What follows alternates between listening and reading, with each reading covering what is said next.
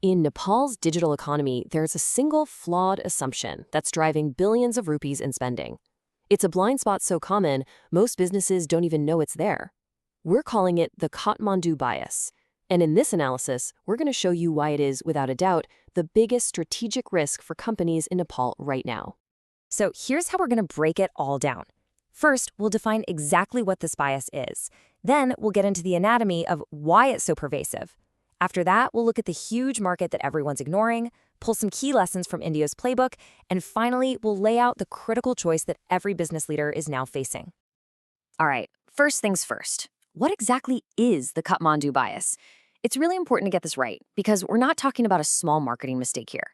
This is a fundamental flaw in strategic thinking, and it has massive financial implications. Here it is, plain and simple. The Kathmandu bias is when you treat the entire country as if it's just a bigger version of the capital. It's this deep-seated belief that what works in an affluent part of Kathmandu is gonna automatically work in a major city like Butwal or Biratnagar. And this isn't just inefficient, it's a huge miscalculation that burns cash in one crowded market while completely missing real growth everywhere else. And make no mistake, the stakes are incredibly high. Sticking with this bias isn't a safe bet. It's actually doing the exact opposite. You're basically leaving the door wide open for smarter, more nimble competitors to come in and eat your lunch because they actually understand what's happening on the ground. You're not just missing an opportunity, you are actively inviting your own disruption. So you have to ask, why is this bias so common? It's not because people are lazy. It's because the bias is literally built into the structure of the industry. It's a systemic issue, a powerful echo chamber that just keeps reinforcing itself. And we've found that this echo chamber is held up by three main pillars. First, there's a concept we call data gravity. Second, there's a huge misunderstanding about what digital access really means across the country. And third, you've got this classic business school problem where marketing agencies in Kathmandu are incentivized to do what's easy for them, not what's best for their clients' national growth.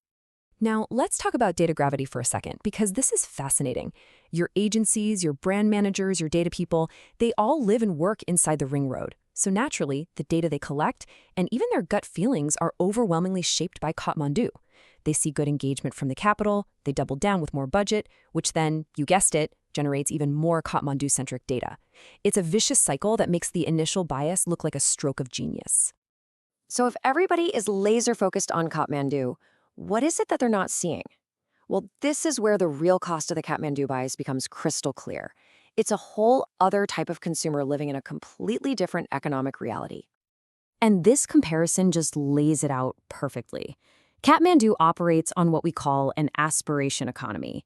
It's all about global trends, status, and that fear of missing out. But once you get outside the valley, you're in the trust economy. Here, the biggest influencer isn't some celebrity, it's the local shopkeeper or a respected family member. Decisions are made based on reliability and what the community says, not on hype. You're dealing with two completely different currencies of marketing. You know, this also means we have to completely rethink what value means. In the capital, value often gets confused with cheap or on sale. But in regional markets, value is a much more practical equation. It's about durability. It's about whether you can get it serviced nearby. It's about long-term use. A product that lasts is always seen as a better value than a cheaper one that's just going to break. And just look at where the actual money is coming from. It's not the service-driven economy of the capital. In Tier-2 cities, the economic engines are remittance, local manufacturing, and agriculture. And what does that create demand for?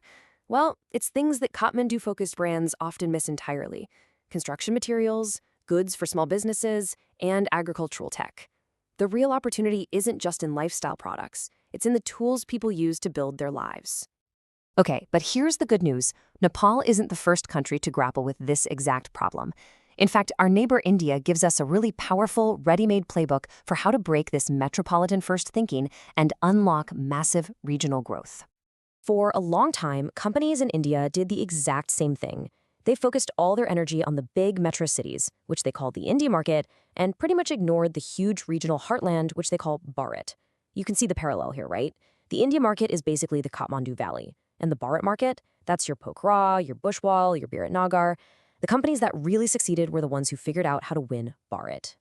And their success really came down to three core pillars. First, they went way beyond just translating ads. They created hyper-local content in local languages that really connected culturally. Second, they built what they call phygital networks, a blend of physical and digital, using local merchants and agents to build real trust on the ground.